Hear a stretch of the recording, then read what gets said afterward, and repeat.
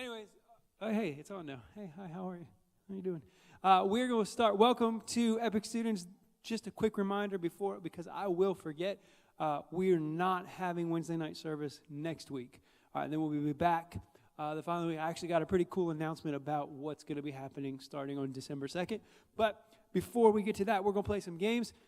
So we're going to start with another Thanksgiving game. And this game is the first person to shout out the answer is the winner, okay? So everybody's playing. The name of this, I don't know the name of it, but it's something about numbers. So when Richard puts the slide up for the game, then I'll tell you what it's called. All right? And again, if you're watching online, you can put the answer in the comments. Richard, the numbers game, you probably can't hear me again, can you?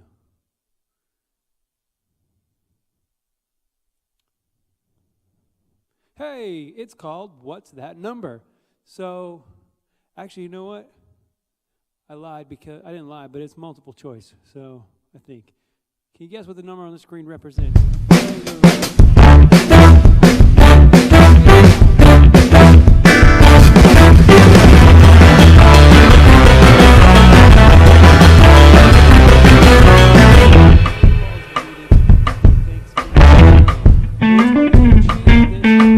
Game of nailed it, failed it instead, or know it or throw it instead of what I just said. So if you want to be the first volunteer, just come up here on the stage right now and stand at least 6 feet away from me. All right, Wilfredo's coming. All right. So, Wilfredo, stay over there. Don't breathe on me. I'm just playing. Don't do it. What's the answer? 8,000. Is it feathers on a turkey, volunteers in the Macy's Thanksgiving Day Parade, or footballs needed to play Thanksgiving Day games? He thinks that it is feathers on a turkey. 8,000 feathers on a turkey. You can choose one of those before I reveal your answer, because if you know it, you get to keep the candy. If you are wrong, you have to throw it to someone else. All right, the answer is...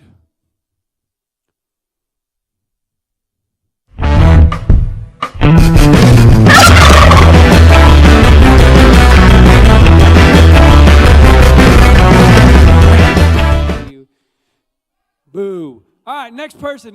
Come on, somebody else. I'm not going to. All right, he's coming. All right, grab a candy.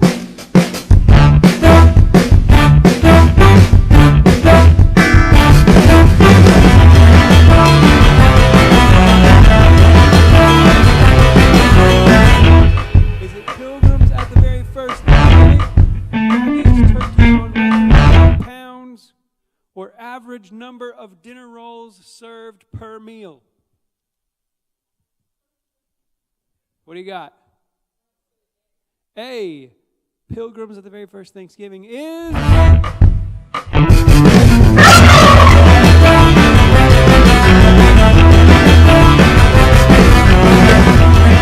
Somebody else, I'm not going to call on you. Whoever's just up here. Seth, just go. What are you doing? Why are you like lurking? There's a step there. Grab a candy bar and stay 6 feet away from me. What are you doing? Quit walking towards me. All right, here we go.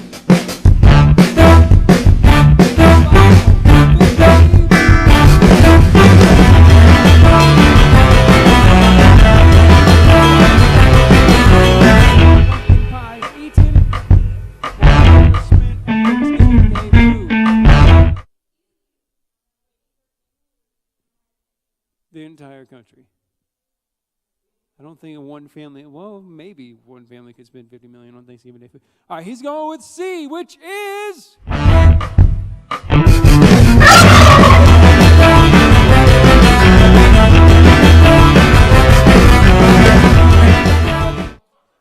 I guess that's you, Kingston. All right, come on, give me somebody else. All right, here comes Dylan. Dylan, grab a candy bar. The number is, this thing hurts my ears. The number is,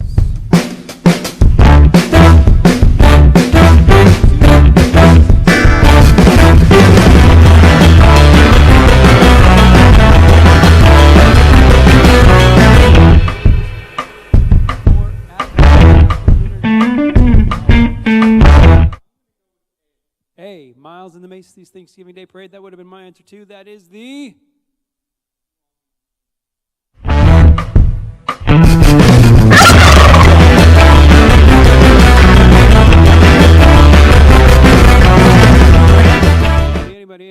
on, somebody. You gonna be? All right, come on. What do y'all come on?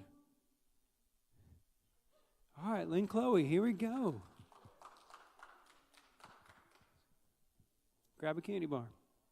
If you get it right, you get to keep it. If you get it wrong, you have to throw it to somebody else.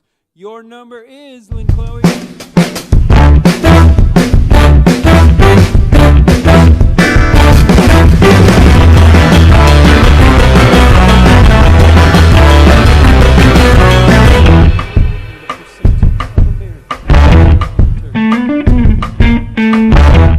I hate turkey.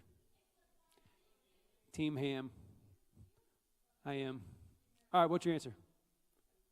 She's going with B, average minutes Black Friday shopping online, and that is the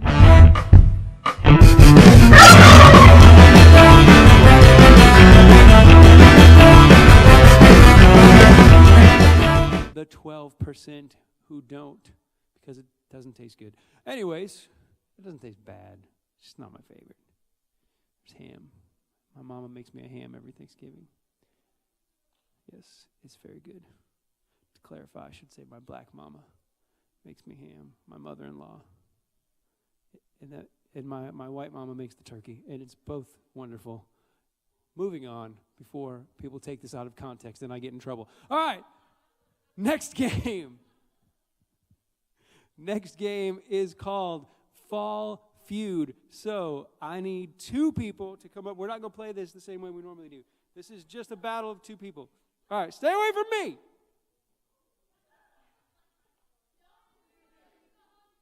All right. So these are, we fake surveyed 100 people. I don't know if it was real or not. I didn't make this game. And you have to guess the top answers. There you go. That's how we're going to do it. Who gets to go first? Do it again. Do it again. All right. Mulaney's going first. What's the question? All right. Name an animal you may see during the fall season.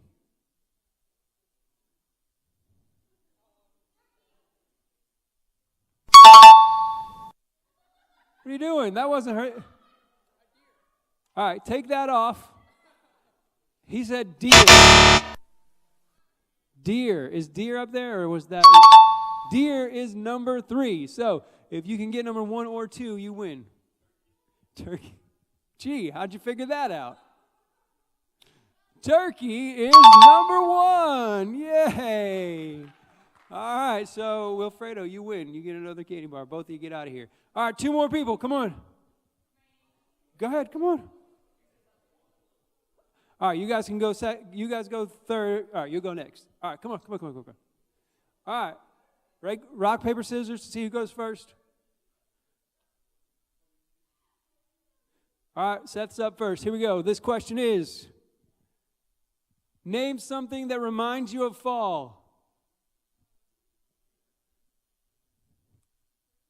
Turkey.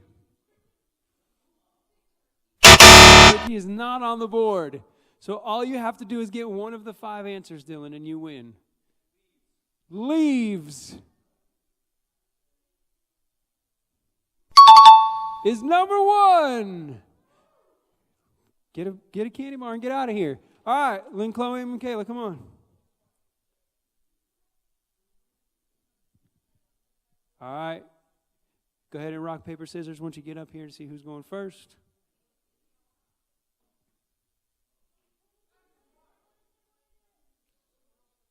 Come on now. There we go. All right. So you're going first. Your question is,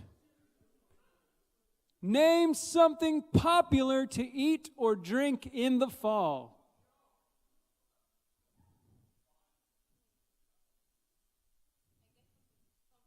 Pumpkin pie is answer number 1. You're the automatic winner. Sorry, Lynn Chloe. Grab a candy bar. All right. Anybody else want to play this? Anybody? Yeah, Braylon, come on. And you guys both already went. All right, come on, Kingston.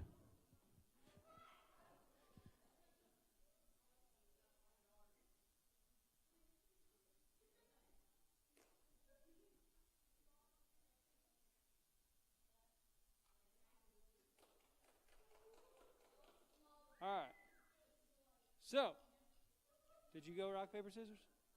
Go ahead. Rock, paper, scissors, shoot. Rock, paper, scissors, shoot. Here, really? We're going to do this again? All right. Scissors, cut, paper. All right, here's your question. Name clothes to wear when it's cooler outside. Sweater. No. Really? Apparently it's not on the board. All right, go ahead. What do you got? Hoodies.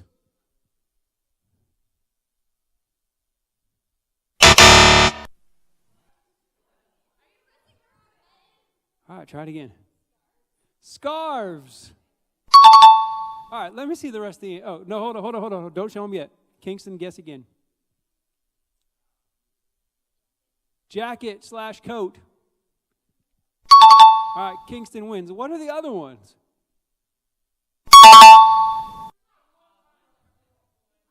That's very interesting, the hoodie nor sweater. All right, Kingston, you win. All right, this game is over now. Okay. Here's how we're going to do this. We're going to do this a little bit different. We're still going to have volunteers come up here for this last game, but it's an everybody plays game. All right? It is called, I forgot the name of it. That's not what it's called. It is called, put the slide up, Richard. Nope, that's an answer slide. It is called Mandolin, DeLorean, or Mandalorian. Does anyone know what a DeLorean is? Yes. It is an old car that's from Back to the Future. So what I need one person to come up here. If you want to come up here, just come up here. You just come on. You don't have to wait. Just get up here. All right, stand there.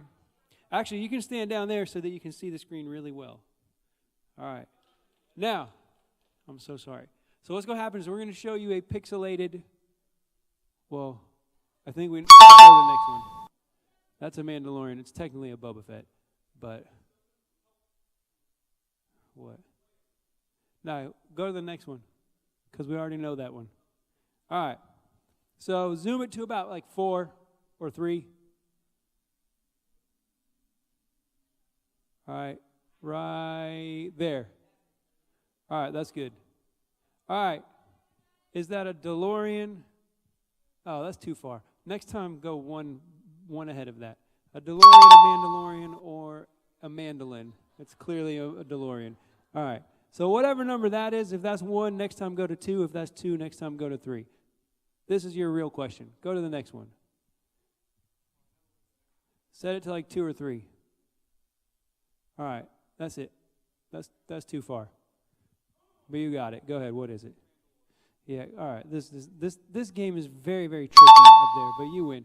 We were going to have everyone vote, but it's too obvious. All right. Put it on 3. All right. Get up here. What's happening? Is it? Hold on. I think I know what's happening. Hold on. Go back to the title slide. Go back to the title slide. Hold on. It's not their fault. Hold on 1 second. Hey, Siri.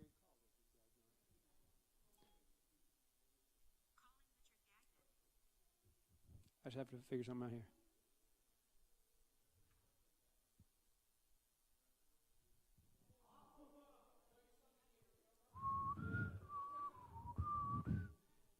Is that thing auto? Is it doing auto play?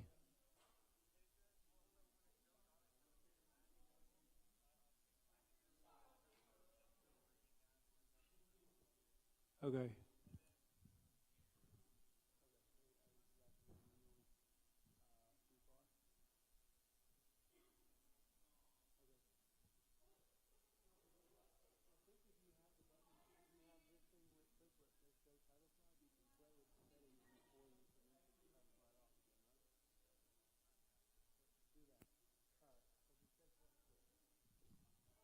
All right, we got it fixed.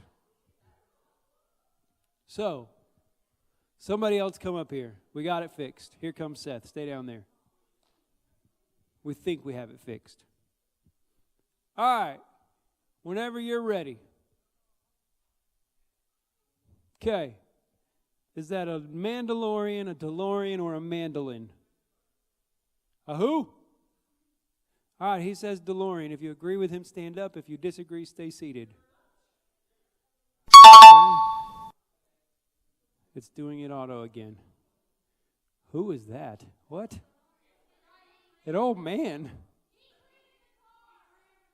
How am I supposed to know? It says John.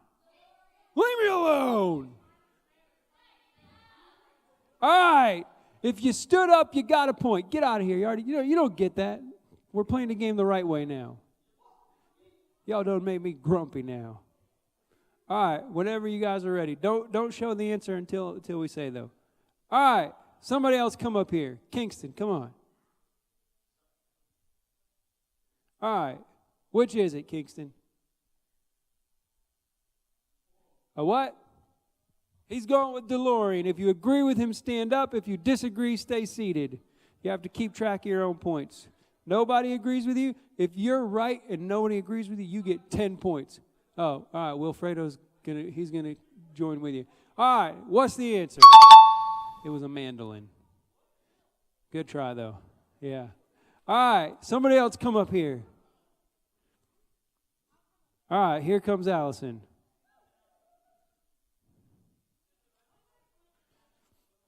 All right. Yeah, I know. Whenever you're ready. Okay. What do you got? Mandolin, Mandalorian, or DeLorean? Well, that's the Star Wars guy. All right, she's going with Mandalorian. If you agree with her, stand up. If you disagree, stay seated. No one agrees with you, so if you're right, you win the whole game and we're done. All right, I'm pretty sure you're wrong, though. So, what's the answer? What? Where's the Mandalorian? I don't see that. Oh, there he is! So you technically win. So you get a candy bar, you win the whole game. There you go. Boom. All right. We'll play that game again another day. Shot pretty good. All right.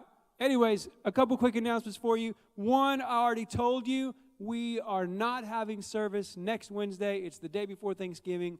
It's just a good time for you to be home with your families or wherever your family might be to chill out, watch a Christmas movie or whatever. Maybe our Christmas decorations have been up since like November 4th, so, but whatever. Do what you want to do, but you can't be here because the building will be locked and the alarm will be set and no one will be here. But the Sunday after that, not the Sunday after that, the Sunday after that, we'll be here on November 29th, but that has nothing to do with this. It kind of does. I'm getting in my own head now. The Wednesday after that is November 2nd, and we are starting our Christmas series on November 2nd, and our Christmas series is called, and maybe you were you able to pull that slide? You might not have. I kind of forgot to tell you to get it. There should be a slide up there, but if there's not, that's okay. It is called Among Us, okay? So, I have these cards for you. We're going to talk a little bit more about it later, but it's based on, let's not pretend what it's actually based on, but I'm going to be super spiritual and tell you that it's based on John chapter 1:14 because that's what the actual content is going to be about. But obviously the title and theme of the series and whatnot is going to be based on the game. But the verse is John 1:14, which says, "So the Word became human and made his home among us. He was full of unfailing love and faithfulness, and we have seen his glory, the glory of the Father's one and only Son." So it's a Christmas series. It's called Among Us. There's the slide. I have cards for you to take to either use to remind yourself or, even better, invite somebody else to join you on December 2nd. All right?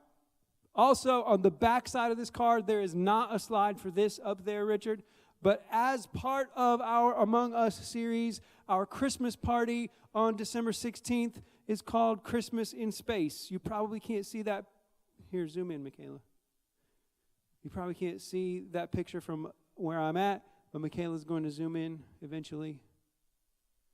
Maybe. I guess she's not. Oh, she's zoomed in. Here, switch to Michaela's camera. There it is. You can kind of see it now. Anyways, just take a card, okay?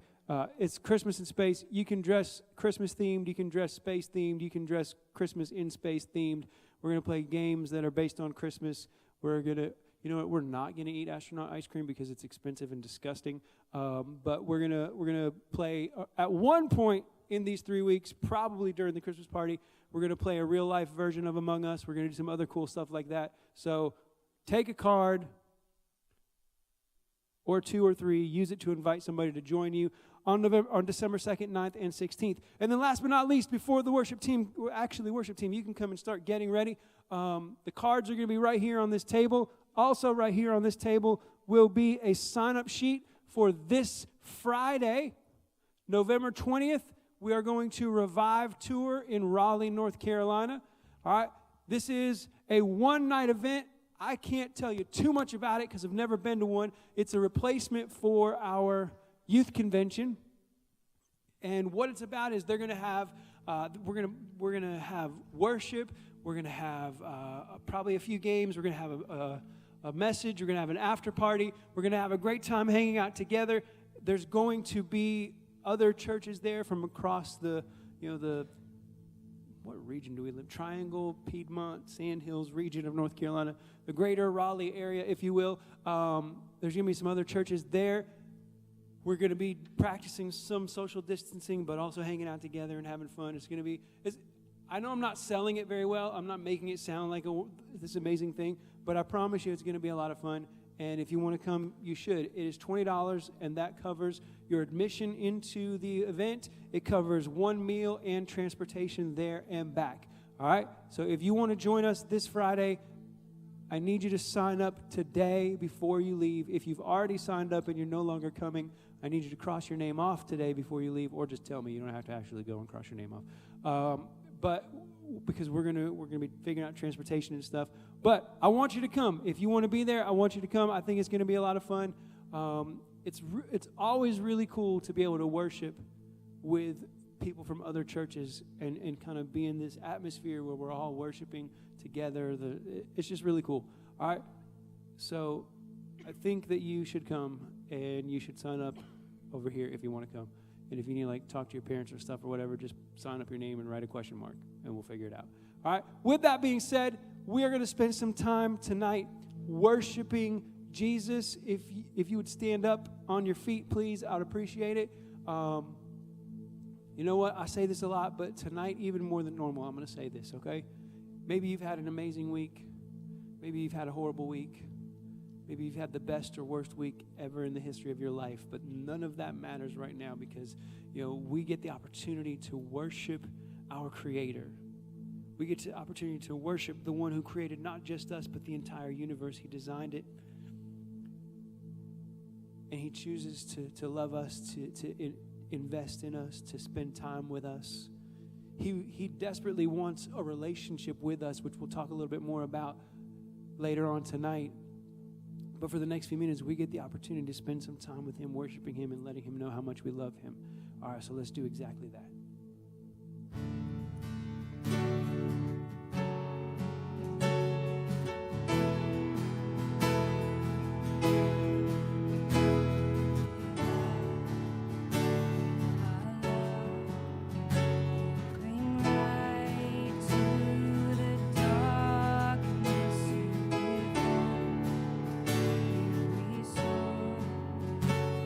Every heart that is broken.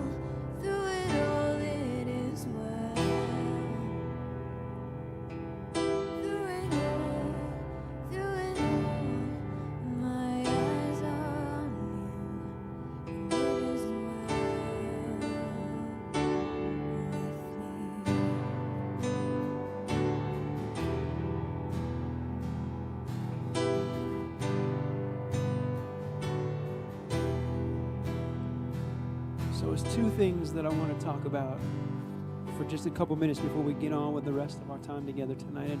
And the first one is this.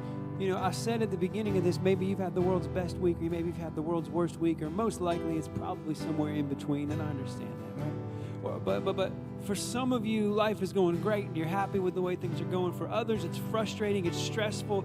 It seems like everything's kind of piling up on top of itself. And this song talks about through it all, it's well with our soul, meaning we put our hope and our trust in God, even in the difficult times, even in those challenging times, even when nothing is going the way that we want it to or wish it was. It means looking past all of that and saying, I'm going to choose to trust you in this moment.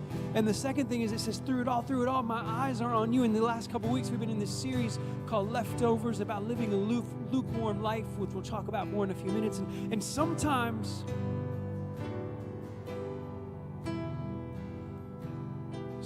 we take our eyes off of God and we focus them on the problems around us, on the difficulties, on the challenges. Sometimes we take our eyes off of God and focus them on the good things that are happening, and we forget where those blessings came from. But tonight we're going to sing this song again, and I'm going to challenge you in two different ways. The first way I'm going to challenge you is if you're in the middle of a difficult spot in life, whether it's family or school or friends or a combination of all of that or something totally different. If you're in the middle of a different spot, I'm going to challenge you to take your eyes off of those things and focus them on Jesus and say, tonight it's well with my soul because I trust in you in spite of everything else. And if you're somebody who, like me, if I'm being honest, and we'll talk a little bit more about this in a few minutes, but if you're somebody who, like me, has at times taken your eyes off of God and put it on the things that you don't like about your faith, or put it on the things that you don't like about the way that things are going, or maybe you've even put them on the things that you do like, the things that are going well, and you've lost sight of who God wants to be in your life, let this be the beginning of a moment where you refocus your attention, you refocus your eyes, and you move back to pursuing a relationship with Jesus. So as we sing this song, and as we sing through it all, through the good times and the bad times, the high times and the low times, my eyes are on you, my hope is in you, my trust is in you, and I know that you'll get me through whatever might come my way. Let's sing it one more time tonight.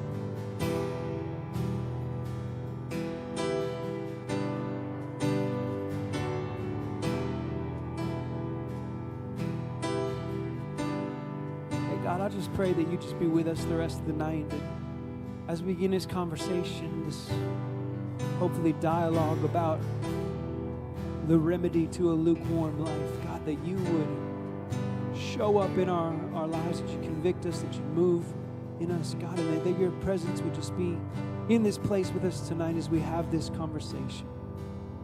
And then at the end of the night, at the end of the conversation, God, that we would take advantage of some opportunities to readjust some things about our lives and restructure some priorities, Father God. But most of all, let's pray you just be with us tonight as we continue to pursue you. In your name we pray, we all say amen. Amen. Hey, you guys can have a seat for just a moment, or not just a moment, for a few moments. I'm going to steal Allie's music stand so that I can see. And I'm going to just sit here on the stage tonight because I want this to feel more like a conversation, all right? Now, look, I've got 6 pages of notes, so I got some words to say. Don't worry. I'm not going to run out of stuff to say. But I don't want tonight to feel as much like a sermon as it does like a conversation, right? I don't want it to feel as much like I'm preaching to you as much as I'm talking with you. So in order for that to happen, I'm just going to ask you for a couple of things real quick. If you've got a phone or any other electronic device out, I'm going to ask you to put it away. If you're having side conversations of any kind at this point, now would be the time to end those, because I want us to have this conversation together, okay? and what I mean by that is, what's up, guys? I'm gonna talk off of these notes that I have. We're gonna have this conversation, but if you've got a question about something that I'm saying, I need you to just raise your hand, and we'll divert from the notes, and we'll talk about what it is that you talk about. There might be some times where I ask some questions, or I want some feedback from some of you. So I don't want it to feel like if I say something tonight and you're like, well, that doesn't really make sense to me, I'm kind of confused, whatever. Don't wait and then ask me later and then forget your question, because then whatever we're doing tonight won't really be that impactful to you. I haven't fully structured my talk or my notes tonight like a regular sermon. There's not really a solid beginning, middle, and end. It's just some thoughts that I have as we kind of close out this idea of leftovers, which I'll introduce to those of you who haven't been a part of it yet in just a moment. But and then also real quick, some of you guys may be here, whether it's your first time here or you've been here since your first day of 6th grade, and you may be like, man, I don't even know if I want to live a sold-out life for Jesus. I don't even know if I want to have a relationship with this dude. Honestly, I'm not even convinced that I believe you can have a relationship with someone that you don't see. If those are questions that you have or things that you're still working through, that's totally okay. We'd love to be part of that process with you. You're more than, we're so glad you're here, even if that's a stage that you're at. As you'll kind of see as we have this conversation tonight, in some ways, I'm even in that place right now. I'm a pastor. It's my kind of in my job description to believe in Jesus and have a relationship with him. And I'm going to be honest with you guys about some things tonight to where I'm not even where I wish that I was in some of those ways. So again, any side conversations or mobile devices, let's put those away and those so that you can be part of this conversation with all of us tonight. And if you do have a question, please don't hesitate to raise your hand, because I want you to be involved. All right. So real fast, as you can see behind me, we're in a series. We're closing tonight a series called Leftovers. Okay. And where this comes from is, the very first week of the series, I asked you if you'd ever microwave something in a microwave and the outside was hot and the inside was cold, and it was disgusting. That's called lukewarm. It just thinking about it makes me want to barf.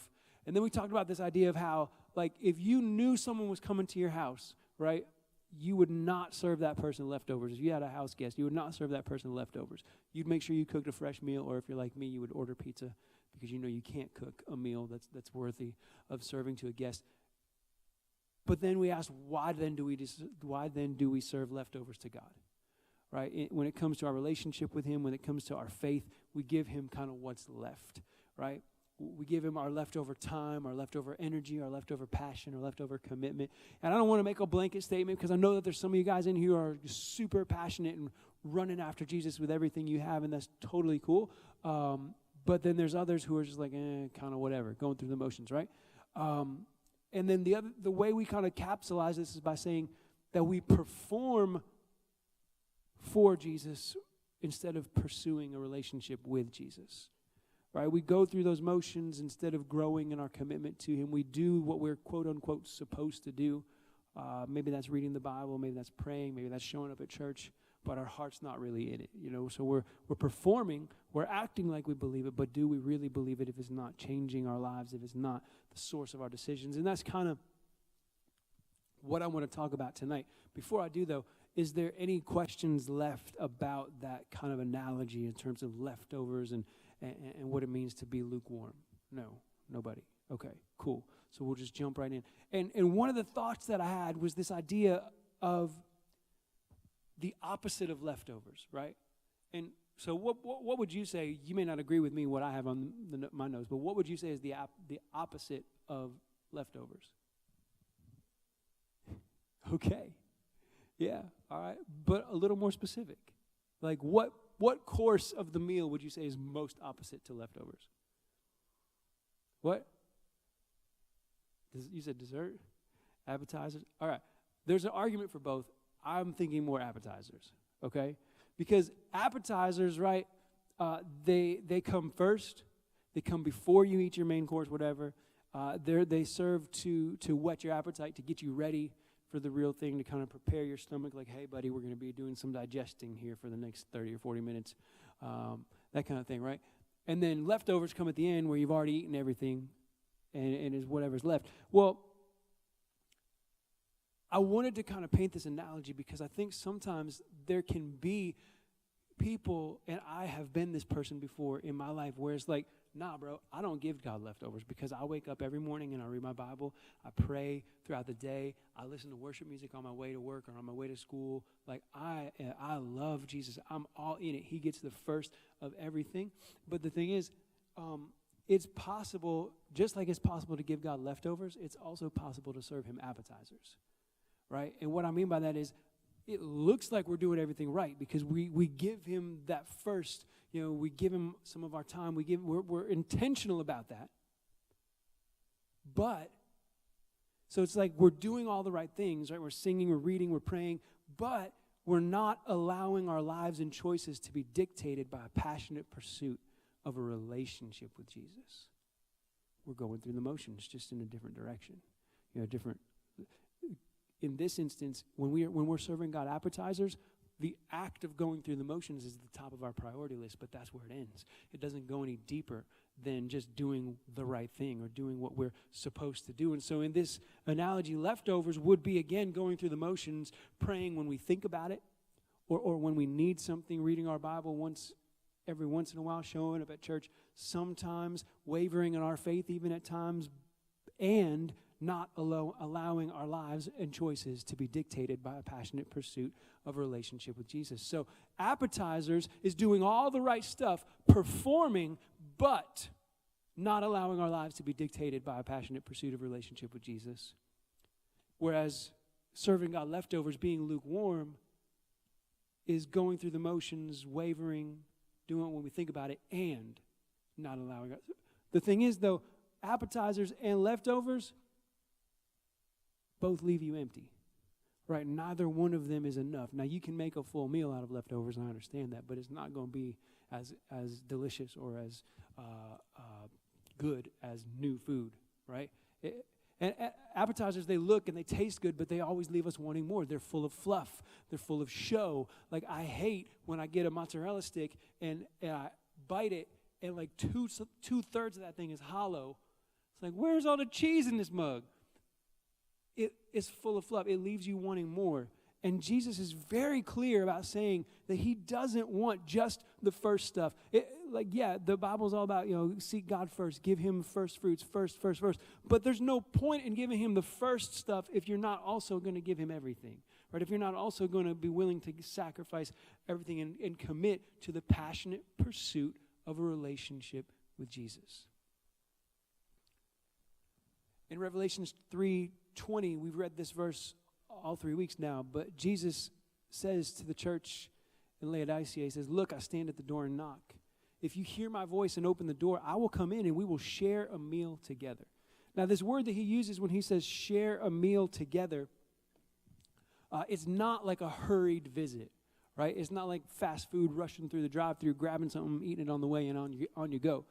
It's something very intentional and full of conversation and fellowship. It's all about growing closer to Jesus, learning his will for our lives and becoming more like him. What Jesus is saying is, listen, I want to spend time with you.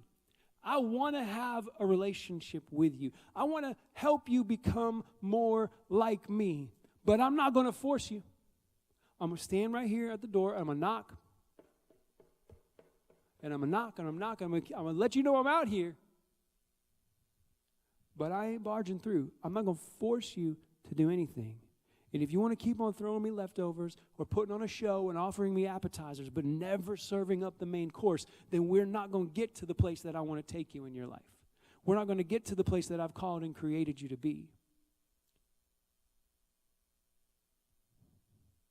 He says, basically what he's saying is, if you open up the door, I will lead you, I'll guide you, you'll grow closer to me, you'll learn my will for your life, you'll become more like me every day, not through performance, but through understanding, through getting it. The more time you spend with somebody, the more like that person you become, right? The more you start acting like that person, you pick up phrases. I remember when I was younger, I spent about 3 straight days with one friend, and I went to another friend's house, and I said, I don't know what the phrase was, but it was the weirdest phrase ever. He's like, "What are you talking about?" It's like, oh, I picked that up from the other guy, Like, I didn't do it on purpose, but my brain, the more time you spend with somebody, the more likely you become. And that's what Jesus is saying. I want to hang out with you. I want to have this relationship with you that becomes the driving force in everything in your life. And where am I at? So he doesn't want to be, Jesus wants the main course from us. But the cool thing is he doesn't want to be the only thing on the table, right? But he wants everything else to revolve around him. So if you ever go, anybody here ever been to like a fancy restaurant or a restaurant that serves like different courses, okay? And you know that they build everything around what? No. The main course, right? Whatever you're going to have, then they're going to make recommendations for what kind of sides you get. Or even if you're not at a fancy restaurant, like, you know that French fries don't go that great with like soup or pasta. Yeah, pasta's a better example than wine. Like French fries and pasta, first of all, it's a lot of carbs. And secondly, it's just, they don't really go together, right? But like at our house, we can't eat spaghetti. Well, we can. We don't like to. My son and I, we don't like to eat spaghetti without garlic bread. We call it spaghetti bread because it makes the spaghetti, it just takes it to another level. But if you try to eat French fries with that spaghetti, you're going to be like, God, I feel bloated afterwards, right? It's just not going to work. So the main course kind of determines the sides and the dessert. Like, you probably don't want to have chocolate cake after you just ate like tacos because the flavors don't complement one another well. Now you can. Look, you put chocolate cake in front of me, I'm going to eat it. But it's not going to complement the aftertaste of the tacos or like spicier food. That's why like when you go to a Mexican restaurant, they have very specific dessert choices. It's not because they want to deprive you of all other desserts. It's because they know what goes with the food that they serve there, right? And so what I'm saying is, Jesus doesn't want to be the only thing on the table. He's not saying, listen, I don't want you to do anything else other than read your Bible, pray, and worship me and spend time. No. He's saying, I want everything you do to flow out of your relationship with me. I want everything else you do to complement your relationship with me, and I want it all to be determined by that. Right? So what I'm saying is that our other passions, pursuits, and interests, we absolutely should run after those things. But they should be driven by our relationship with Jesus, and we should be asking ourselves, how can I use my passion for God's glory? Does that make sense? How can I use these other things that I'm interested about or passionate about? How can I use my passion for God's glory? I'll give you just a really stupid example, okay? If you have been part of Epic Students for a couple of years, or even a couple of months probably, but at least a year, which is about half of you have been here for at least a year, what you know the answer to this question. Tell me two things that you know off the top of my head that I'm passionate about outside of my family and my faith. All right, two things you know I'm passionate about just from spending a little bit. Basketball and shoes. Yes, that's it. All right, so as I'm studying for this, right? I'm studying for this this message and this conversation. And I'm like, man, I was reading this book called Crazy Love, which we talked about in the first week. Is a very convicting book. It'll mess you up. And I'm like, man, I must be a horrible person because I don't give away everything I have. But that's not really what it's saying, right? But I'm thinking like, man, what? Like, this is saying that God, obviously our passion for a relationship with God needs to come first, but like, I like other things. I have other interests, right? And I've told you before, I won't get into this story again, but I told you before how basketball is what actually led me to where I'm at right now, for a variety of reasons, right? Like, I love basketball, so I volunteered to be an assistant coach for a middle school basketball team when I was 16 years old. I fell in love with teaching. Because I was teaching, I moved to North Carolina. Once I got to North Carolina, I wound up here at Epicenter Church, and then over a series of 4 to 5 years, I ended up becoming the youth pastor here, and amongst many other roles and jobs and positions, and none of that would have happened without basketball, right? So God used that passion to lead me to my purpose. But also, I love shoes, and so I was thinking of reading this, like, what kind of is the point of that? How can I use that passion for God's glory? And for, like, I haven't really fleshed it all out yet. I even texted Tiana today. It's like, this is super random, but I've been thinking about it for, like, a couple weeks.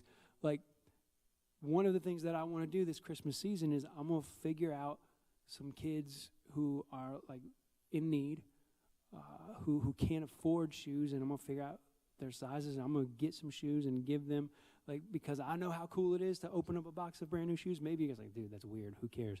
It's just shoes. I love it. Okay, it's fun, it's exciting, whatever. But that passion, I'm going to use that passion for God's glory by saying, look, I'm going to find some other people who need this, and I enjoy shopping for shoes, so I'm going to buy the shoes for these kids, and I'm going to put them in their hands. Yes, sir. Lots of different places. We can talk about that. There's a good, what? You say Starbucks? No. Mostly on the internet, but we can talk about that later.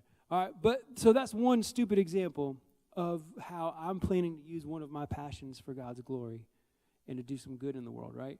You guys have lots of different passions, lots of different interests. Maybe it's video games. Maybe it's singing or dancing or drawing, writing. I don't know, what are some other things? I mean, you guys know what your passions are, right? And nowhere throughout Scripture does it say that you should not pursue the things that you're interested in. It says that you should, I believe you should absolutely pursue those things. But they should be pursued with your relationship with Jesus and your desire to live out his purpose for your life as the main course, which will then determine which flavor or which kind of side those passions become. Am I making any sense? Like, did you guys understand what I'm getting at here? Anybody got any questions before we kind of move on to the next thing here? Because my next thing is, what does that look like in our lives?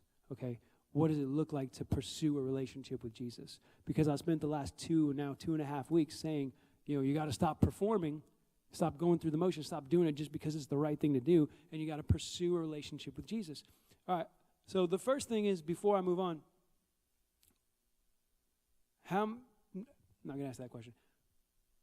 Those of you who have decided to pursue a relationship with Jesus, or to put your faith in Jesus, and if you haven't, that's totally fine, like we said at the beginning. No worries. But those of you who have, just give me a very short synopsis. Why did you make that decision? Like, why have you decided to follow Jesus, or why have you decided to pursue him? Some people just raise your hand and give me that answer. I will start calling on people, so take the bullet. Take the bullet, somebody. Speak up. Jennifer, you can go first. Talk loud, because I don't have a microphone for you, so. Yep. Ooh, she said, what's the question? I know. Why? Mm-hmm.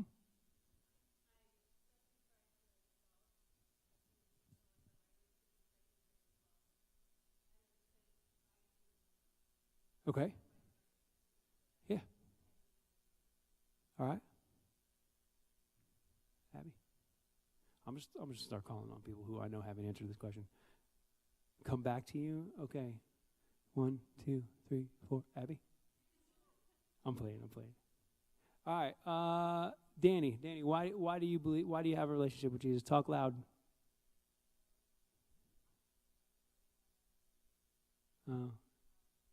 You need me to come back to you too? Okay. Okay.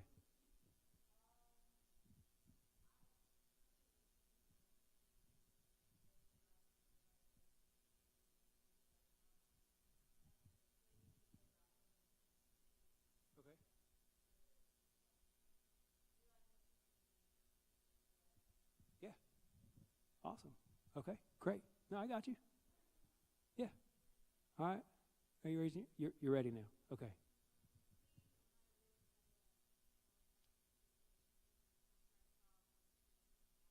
Okay. Mm-hmm. Yeah. It's the transformation power. Okay. Awesome. All right. All right. Cool. I'm gonna ask you a different question before we keep moving. Okay. And it's gonna make sense in a minute. This is gonna maybe be awkward for you, but too bad. Allie, why are you friends with your best friend? You don't have to say who it is. Just, yeah, I know.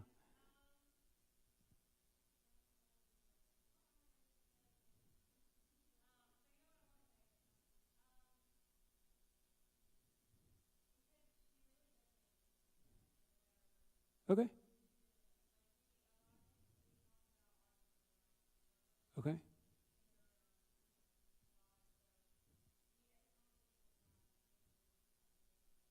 Okay.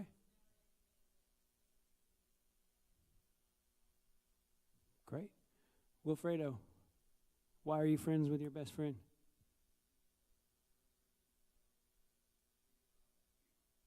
He did what? Okay.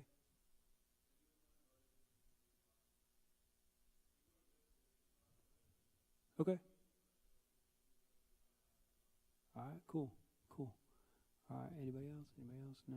All right. So this is going to make sense in a minute.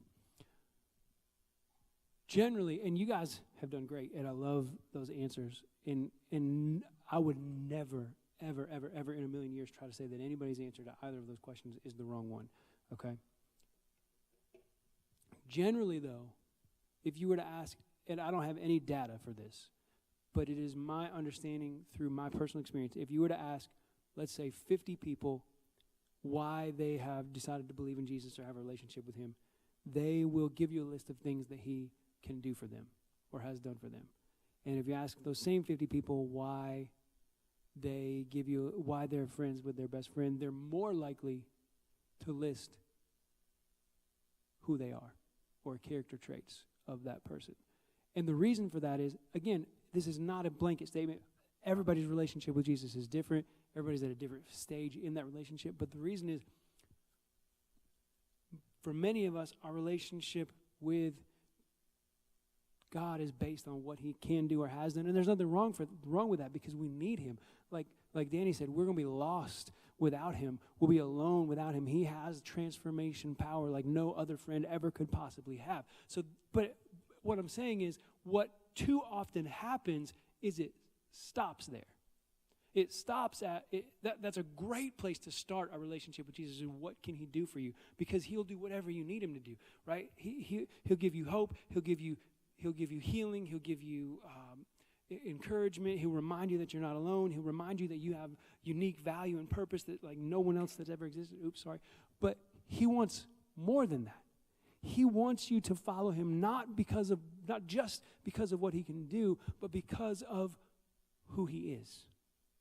And for the most part, the people that we're friends with, we can say a lot more reasons why we're friends with them based on who they are, more so than just what they can do for us. Although some of those things are based on that as well. And so what Jesus is saying, what an actual passionate pursuit of relationship with Jesus looks like is, I actually like Allie's answer, is who is he and who are we when we're with him, right?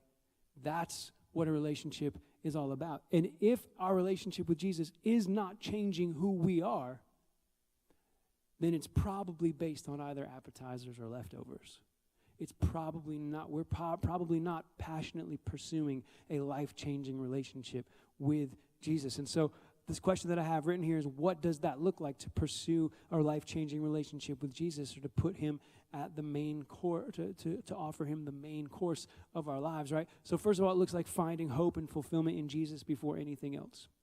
It looks like letting everything else flow from that passionate pursuit, like we've talked about already.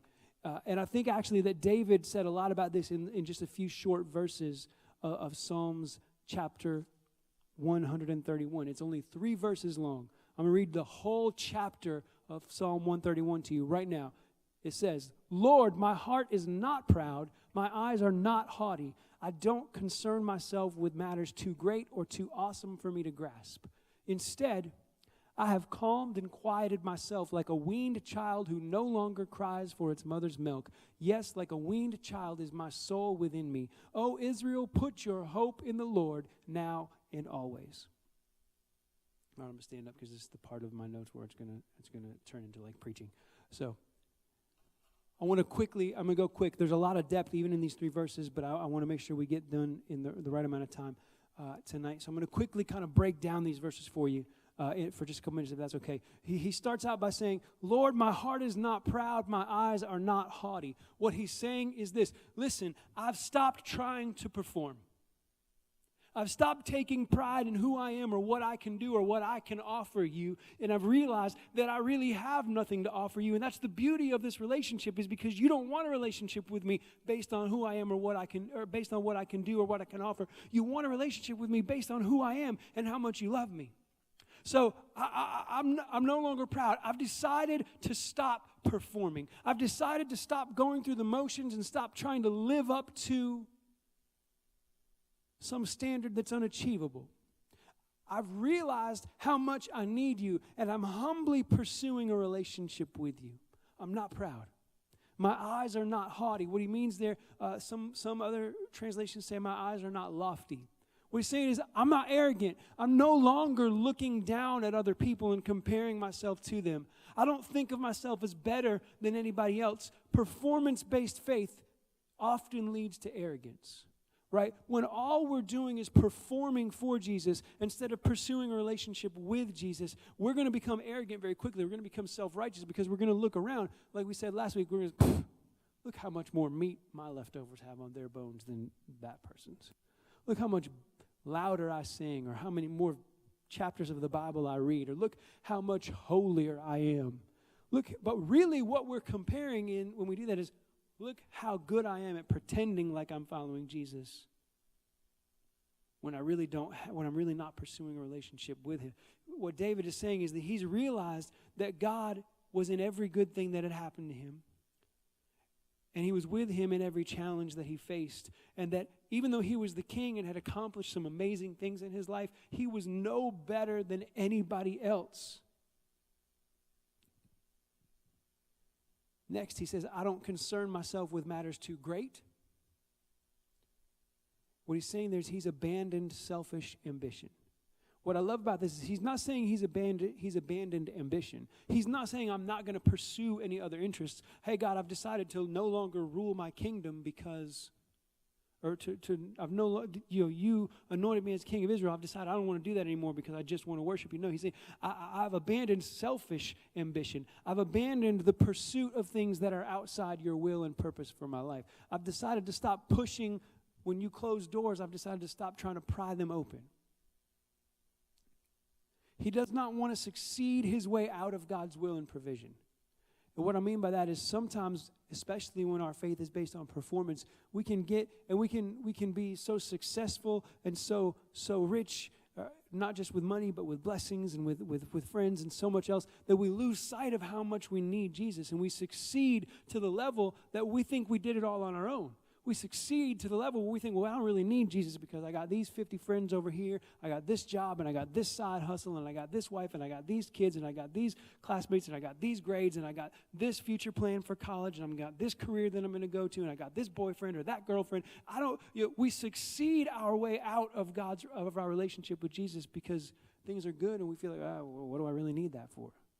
Right? But what he's saying, he sees value in doing little things for God every day, even if others think that it doesn't amount to much, because he knows that God will use it for his glory. What he's saying is, look, I'm not going to fix my eyes on, someday I'm going to do this for God, and this great big thing that's going to make me famous, or that everybody's going to say, oh, how awesome it is that you made that choice or you made that sacrifice. Someday I'm going to be a missionary to here. Someday I'm going to write this book. Those are great ambitions, and if that's part of your purpose or the plan that God has for your life, I absolutely hope that you continue to pursue those things. But what he's saying is, I'm not going to concern myself with matters too great. What I'm going to concern myself with is what's happening right now in the moment. How can I grow closer to God today? How can I glorify God today? How can I use my passions and my interests to point other people to Jesus today? Hopefully someday down the road that'll result in a lot of even bigger things. But today is what I need to worry about. How does God want to use me today? As I was studying for this, I read an example of someone who's willing to preach to a crowd of 10 or 15 people versus someone who says, I'll never preach unless you let me preach to at least 5,000. That second person is never going to accomplish anything because he's not willing to bloom where he's planted. He's not willing to put in the work where he's at. He's not willing to let God use him in the moment, right? And so again, I just want to challenge you, don't compare your passion or your purpose to those around you. The Apostle Paul, and I'm going to totally botch this, but he says, that he's called some to do this, some to preach, some to teach, some to do all these other things. I don't have it memorized, but what he's saying is just because God hasn't called Elise to do the same thing that he's called Danny, and he hasn't called Danny to do the same thing that he's called Wilfredo, doesn't mean that any one of their callings is better than the other, right? Don't compare your passion or your purpose to those around you. I shared this with our small group last week. I have some friends who are the youth pastor of youth groups 4 times bigger than ours, and I have some friends who are the youth pastor of youth groups half the size of ours. But every single one of us is doing exactly what we were called to do. And we can't compare one another's purpose or calling, because then we'll lose sight of our relationship with Jesus and we'll start performing all over again. He says, I don't concern myself with matters too great or too awesome for me to grasp. He does not allow his questions to deter his faith. Now, I did not research exactly when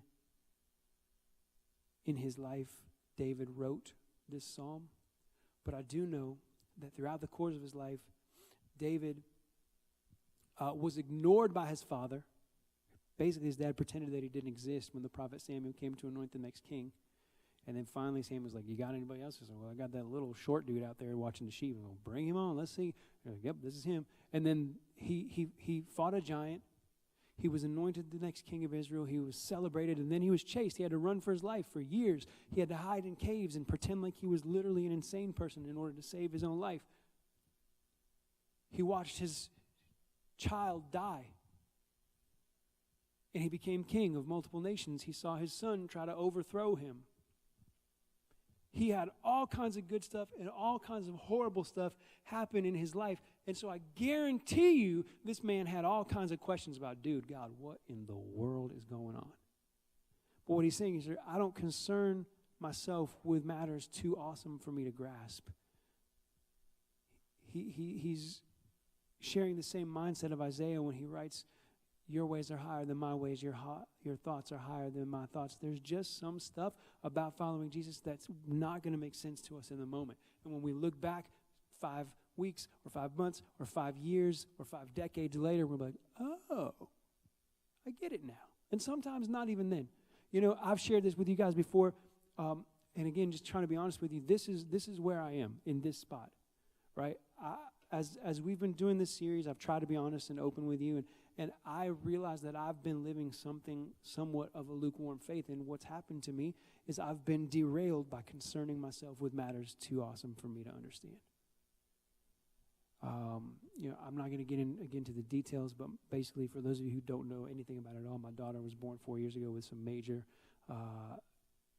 genetic stuff, and she's going to have a hard life. We'll just leave it at that for now. Okay, and over those 4 years, I've had a lot of questions and a lot of doubts and a lot of times where I've spent like, dude, what even are you doing? And I've understood in that time that what I've done is I've concerned myself with matters too awesome for me to grasp. By awesome, I mean like big, like just, it's beyond my comprehension. I do not understand why it had to be my little girl. But I've made that choice, right, to every day to continue to believe in God. But even at the same time, it can cause us to stand still or move backward in our relationship with Jesus, which we've said, if you're standing still, you're moving backward. If you're not consistently, passionately pursuing a relationship with Jesus, you're going to move backward, like running up and down an escalator or trying to just float in a river, and you're going to get carried downstream. It's just going to happen. And what the solution there is not to feel ashamed or feel fearful or guilty. It's to just be honest. It's to just say, hey, God, I've screwed. This is where I'm at. I feel like I'm floating downstream away from you, but I don't feel like I can move right now because I'm crippled. I've got these questions. I've got these doubts. I've got these concerns. Can you throw me a lifeline? Can you help bring me back closer to you? If you ask God to help you love him more, he will help you love him more. I know that doesn't make a ton of sense, and we can talk more about that if you have some questions about it, but that's what it looks like, right? Concerning ourselves with things that are too awesome for us to grasp causes us to stand still, but God will draw us back unto him if we turn to him and ask him to do so. Then David says in verse 2, he says, instead I have calmed and quieted myself. I love what he says here. What he's saying is he has chosen to stop performing and start pursuing, right? God did the work to get him to this place, but he had to make the choice. I've calmed and quieted myself. He's taken his eyes off the temptation to compare himself to others, and instead he's chosen to let God lead and guide him. And he's saying, I'm at peace now because I'm not worried about these things. I'm not worried about my accomplishments or I'm not prideful. I'm not worried about selfish ambition. I've understood that there's just some questions that may not ever get answered for me. But I've taken my eyes off those things and I put them on you. And he says this, like a weaned child who no longer cries for its mother's milk. Yes, like a weaned child is my soul within me. Now, this is the part of the conversation that's going to get a little awkward. Does anyone here, I'm not even going to ask that. I'm just going to tell you what weaning means, okay? They didn't have bottles or formula in the time of King David. And so every child had to be fed and nourished biologically, if that makes sense.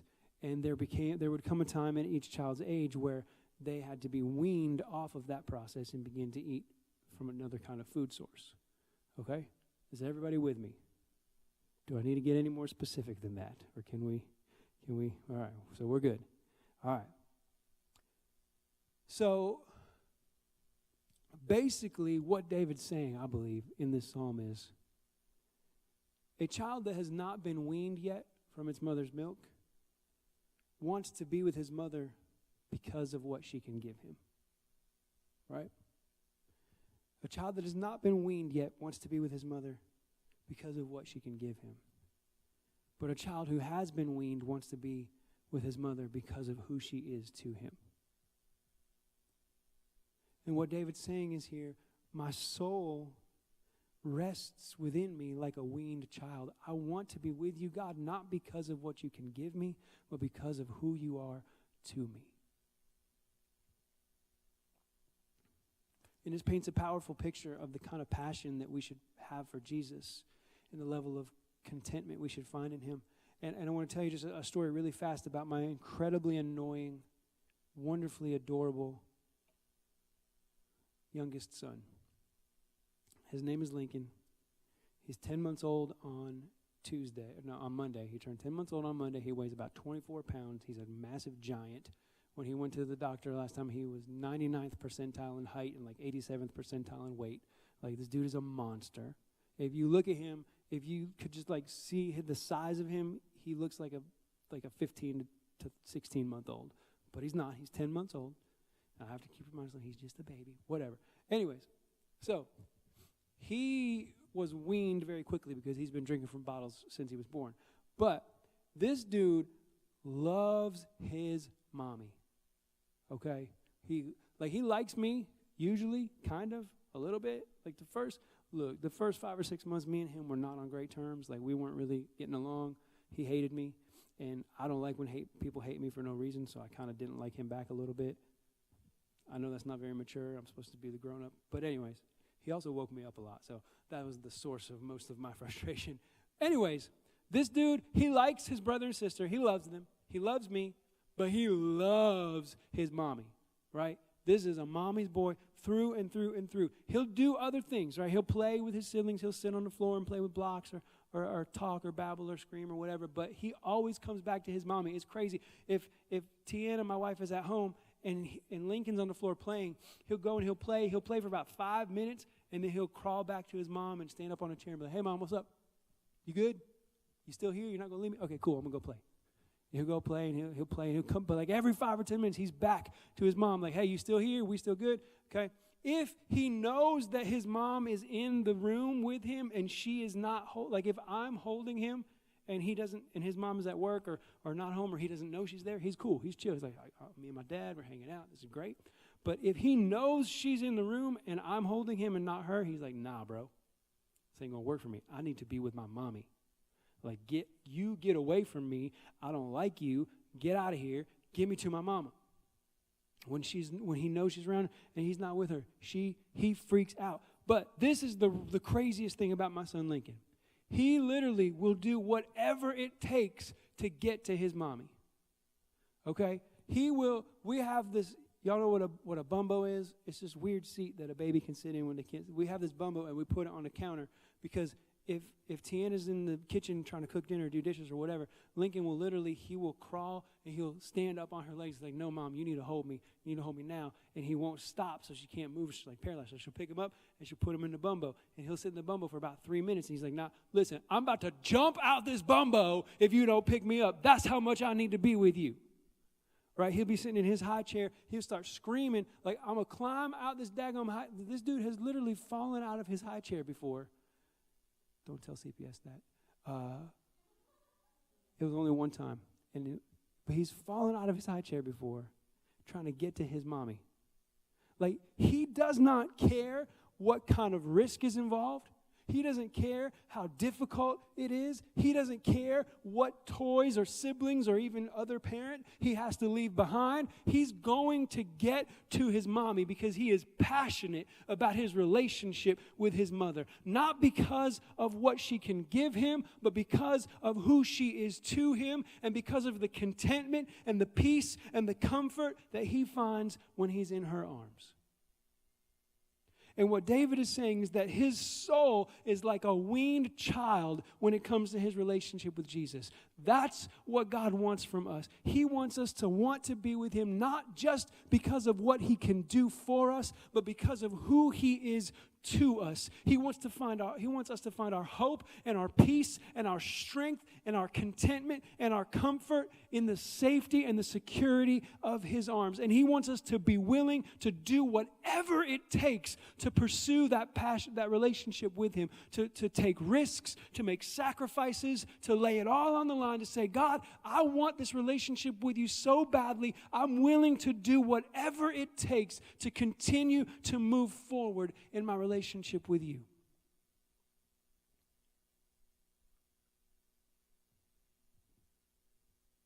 And a faith that's based on the passionate pursuit of a relationship with Jesus does exactly that. It finds contentment. It's willing to risk anything. It relies on him for strength, for help, for wisdom and direction. And it knows that when we're actively pursuing Jesus, everything else will fall into place. Matthew 6:33 said, we read it last week, it says, seek first the kingdom of God and everything else will be added unto you. Real quickly, last week I told you that contentment was one of the 4 C's that prevents us from pursuing a relationship with Jesus. And now I'm talking about contentment as something that Jesus offers to us. And so real quickly, I want to clarify. There's a difference between being content with our relationship with Jesus and being content in our relationship with Jesus. Okay, when we're content with our relationship, it means that we're just performing. It means that we're okay with Jesus being one of many interests that we're pursuing. But when we're content in our relationship, it means that we're finding our purpose and our passion in the pursuit of a relationship with him.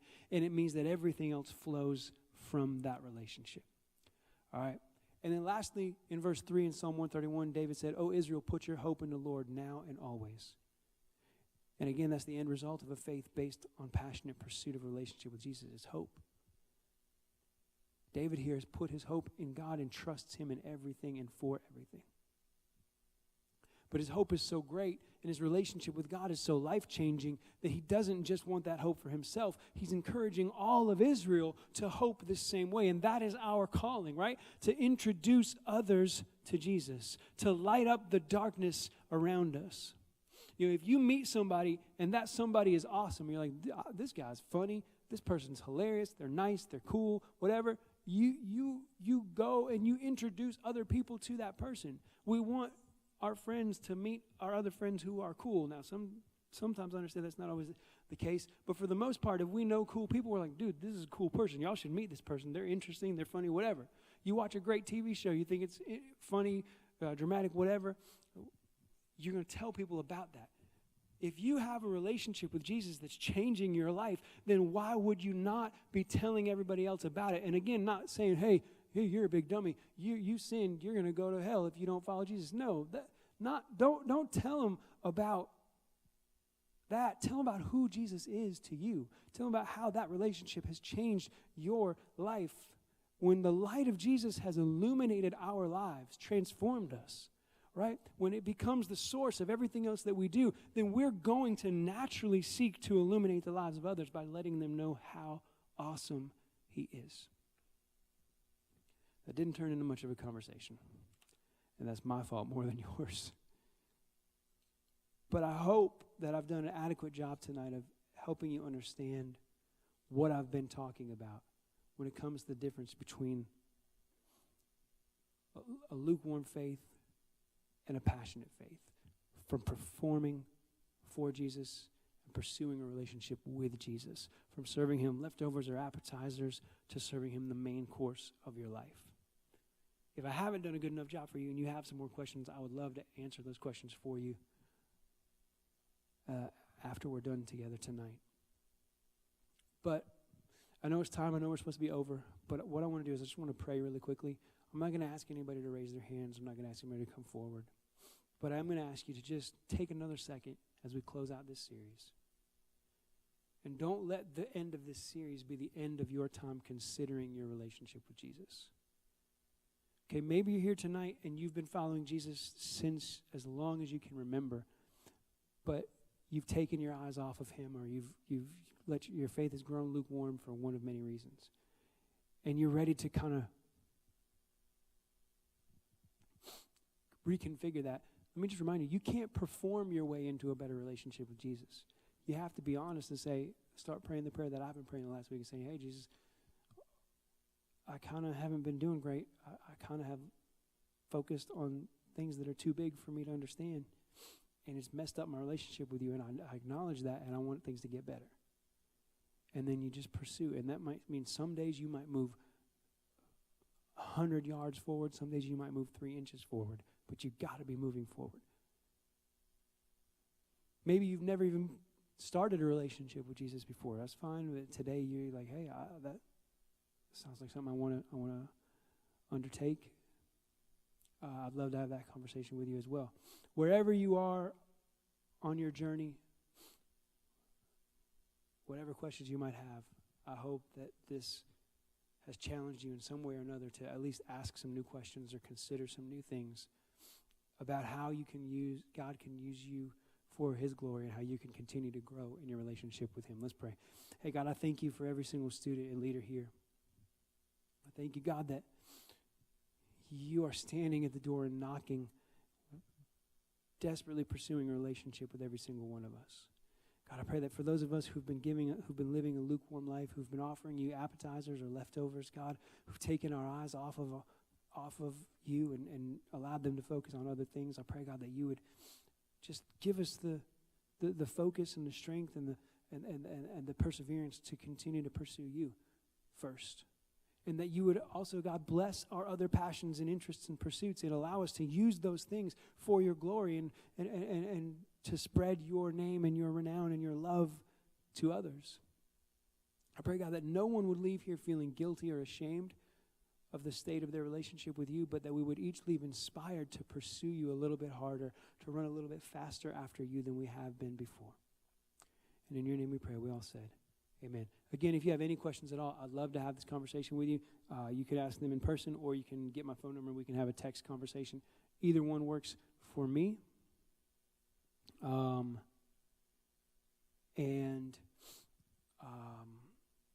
if you want to sign up for Revive Tour, that sign-up sheet's right over there. There is no service next week.